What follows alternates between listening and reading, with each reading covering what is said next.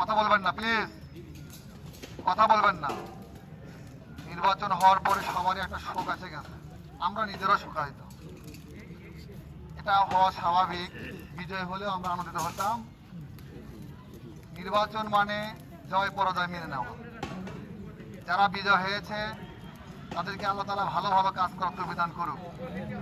আমাদের যে পরিকল্পনা ছিল, আমিরে জামাত যে পরিকল্পনা দিয়েছে, অলরেডি আমিরে জামাত নির্বাচন হওয়ার পরে আপনারা দেখতেছেন ফেসবুক, ইউটিউবে এনার পরিকল্পনা তিনি কাজ করতেছেন।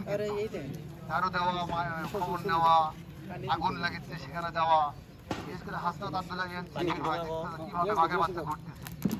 প্রিয় ভাইয়েরা, আমাদেরও উচিত, আমরা পরাজয় হয়ে গেছে কি হচ্ছে, আমাদের উচিত, আমি উদ্যোগকে বলবো থানায় যেহেতু আমাদের স্বাস্থ্যসেবা ক্লিনিক যেগুলো আছে, থানা পর্যায়ে হোক, যেখানে যা আছে ওই রকম উদ্যোগে আমাদের কাজ করা।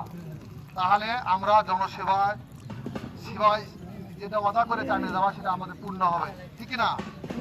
প্রিয় ভাইয়েরা, আমাদের ময়নাহাটা ইউনিয়নের বাসী আমরা, এখানে ছেলেবেলা আসছে, যুবকেরা আসছে, তাদের কাছে আমরা মেসেজ পাঠাচ্ছি। বিষয়টা হলো যে আপনাদের এই নির্বাচন করার কারণে আমাদের কাউকে তো হয়রানি করেনি কেউ, তবে আগামী দিনে যদি হয়রানি করেও আমাদেরকে আপনারা জানাবেন, আমরা মোকাবেলা করবো সক্ষম হবে ইনশাল্লাহ। ৭,৫০০ উপর ভোট পেয়েছি, ৭,০০০। আমাদের এরা সবাই আমাদের লোক, আর বুঝিয়ে সুদে আমাদেরকে ভোট দিয়েছে। যারা বেচা কেনা হয়েছে এরা কিয়ামত পর্যন্ত বেচা কেনা হবে, বুঝছেন? তবে আমাদের ঘোষণা হলো, আপনাদেরকে জিজ্ঞাসা করবে যে আগামীতে আমরা নির্বাচন করবেন কিনা, আপনারা সবাই বলবেন হ্যাঁ করবে। বুঝতে পারছেন?